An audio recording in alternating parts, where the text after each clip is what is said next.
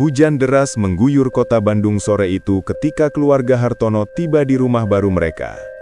Sebuah rumah tua bergaya kolonial di ujung Jalan Anggrek yang sudah kosong selama hampir 10 tahun. "Papa, rumahnya seram," ucap Dinda, anak perempuan mereka yang berusia 8 tahun sambil memeluk boneka kesayangannya. Budi Hartono, sang ayah, hanya tersenyum sambil mengusap kepala putrinya. "Nanti kalau sudah dibersihkan dan ditata, pasti bagus kok sayang." Istrinya, Maya, menatap rumah itu dengan perasaan campur aduk. Rumah ini sangat murah, terlalu murah untuk ukuran rumah sebesar ini di kawasan yang cukup strategis. Maklar yang menjualnya bahkan terlihat terlalu bersemangat agar mereka segera membeli. "Ada yang aneh dengan rumah ini, Bud," bisik Maya pada suaminya. "Jangan berpikir macam-macam. Kita dapat harga bagus karena rumah ini lama tidak terurus, itu saja," jawab Budi sambil mulai membawa kotak-kotak ke dalam. Selain Dinda, mereka juga punya seorang anak laki-laki, Arya, yang berusia 15 tahun. Remaja itu sibuk dengan handphonenya, hampir tidak peduli dengan lingkungan sekitar.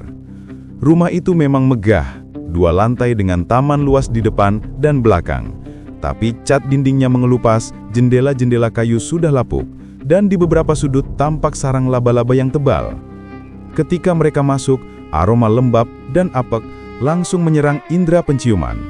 Debu tebal menutupi furniture yang masih tertinggal.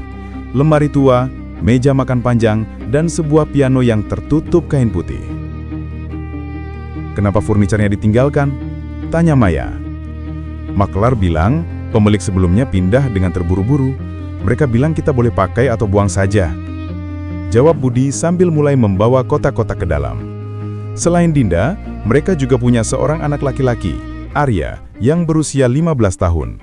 Remaja itu sibuk dengan handphonenya, hampir tidak peduli dengan lingkungan sekitar. Rumah itu memang megah, 2 lantai dengan taman luas di depan dan belakang. Tapi cat dindingnya mengelupas, jendela-jendela kayu sudah lapuk, dan di beberapa sudut tampak sarang laba-laba yang tebal. Ketika mereka masuk, aroma lembab dan apek langsung menyerang indera penciuman. Debu tebal menutupi furniture yang masih tertinggal. Lemari tua, meja makan panjang, dan sebuah piano yang tertutup kain putih. "Kenapa furniturnya ditinggalkan?" tanya Maya. Maklar bilang, pemilik sebelumnya pindah dengan terburu-buru. "Mereka bilang kita boleh pakai atau buang saja," jawab Budi sambil mulai membawa kotak-kotak ke dalam. Malam pertama di rumah itu terasa panjang. Listrik belum menyala sempurna, hanya beberapa lampu yang berfungsi. Mereka tidur di kasur lipat darurat sambil mendengar suara angin yang mendesir keras melewati celah-celah jendela tua. Sekitar tengah malam, Dinda terbangun. Dia merasa haus dan ingin ke kamar mandi. Dengan berani, gadis kecil itu berjalan keluar kamar dengan membawa senter kecil. Saat melewati tangga, dia mendengar suara, seperti ada yang menyeret sesuatu dari lantai atas. Krek, krek, krek. Dinda berhenti. Tangannya yang memegang senter mulai bergetar. "Papa? Mama?" panggilnya pelan, tapi tak ada jawaban. Suara itu berhenti. Kemudian, dari kegelapan lantai atas, dia melihat sosok. Bayangan seseorang yang berdiri di ujung tangga. Hanya siluet hitam tanpa wajah yang jelas. Dinda berteriak. Budi dan Maya langsung berlari keluar kamar. "Ada apa?" Ada orang di atas, Pak." Dinda menangis sambil menunjuk tangga. Budi segera naik ke lantai 2 dengan membawa pentungan.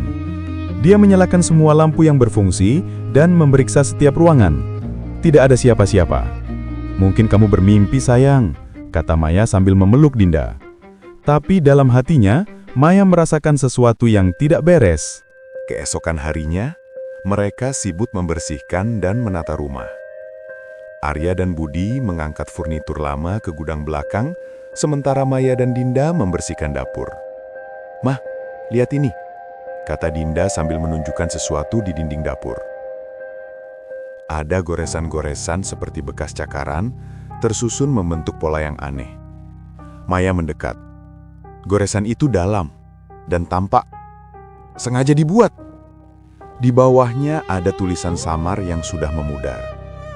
"Jangan di sini." Mungkin bekas main-main anak kecil? ucap Maya meski suaranya tidak yakin. Di lantai atas, Budi membuka lemari besar di salah satu kamar.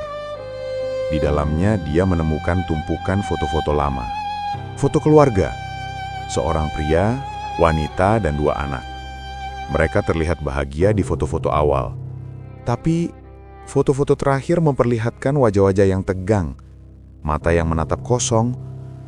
Yang paling mengganggu adalah foto terakhir. Hanya sang ibu yang ada dalam frame, berdiri sendirian di depan rumah ini. Wajahnya pucat, matanya merah, dan di belakangnya samar-samar terlihat bayangan hitam yang tidak jelas. Budi memasukkan foto-foto itu kembali ke lemari dengan perasaan tidak nyaman. Malam kedua, gangguan semakin jelas. Maya terbangun karena mendengar suara piano. Melodi yang sedih dan lambat dimainkan dengan jari-jari yang terdengar kaku. Dia membangunkan Budi. Bersama-sama mereka turun ke ruang tamu, tempat piano tua itu berada. Suara piano berhenti begitu mereka sampai. Budi mengangkat kain penutup piano. Tuts-tutsnya berdebu, tidak ada jejak tangan atau jari yang menyentuhnya baru-baru ini. Mungkin angin, kata Budi, tapi suaranya gemetar. Angin tidak bisa memainkan melodi, Bud, bisik Maya. Malam itu tidak ada yang bisa tidur nyenyak. Arya mulai mengalami mimpi buruk. Dia bermimpi berjalan di rumah mereka, tapi semua ruangan berubah. Dindingnya membusuk, langit-langitnya bocor darah, dan di setiap cermin dia melihat sosok perempuan berambut panjang yang menatapnya dengan mata kosong. Dalam mimpi itu, perempuan itu berbisik, "Kembalikan, kembalikan anakku." Arya terbangun dengan keringat dingin. Maya mulai bertanya pada tetangga. Seorang ibu tua yang tinggal 3 rumah dari mereka bersedia berbicara. "Rumah itu, rumah yang terkutuk, Bu," kata Ibu Minah sambil menatap Maya dengan wajah serius. "Keluarga yang tinggal di sana sebelumnya mengalami tragedi." "Tragedi apa, Bu?" Ibu Minah menghela napas panjang. "Anak bungsu mereka, seorang gadis kecil bernama Anissa, hilang di dalam rumah itu. Dicari kemana-mana, tidak ketemu.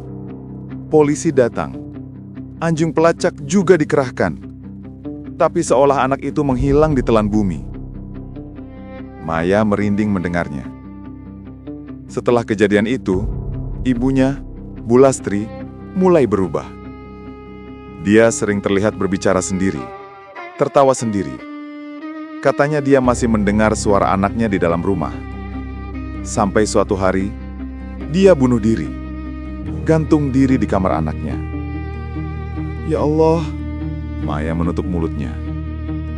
Sisanya, suami dan anak laki-lakinya langsung pindah. Mereka meninggalkan semua barang mereka. Sejak itu, rumah itu kosong.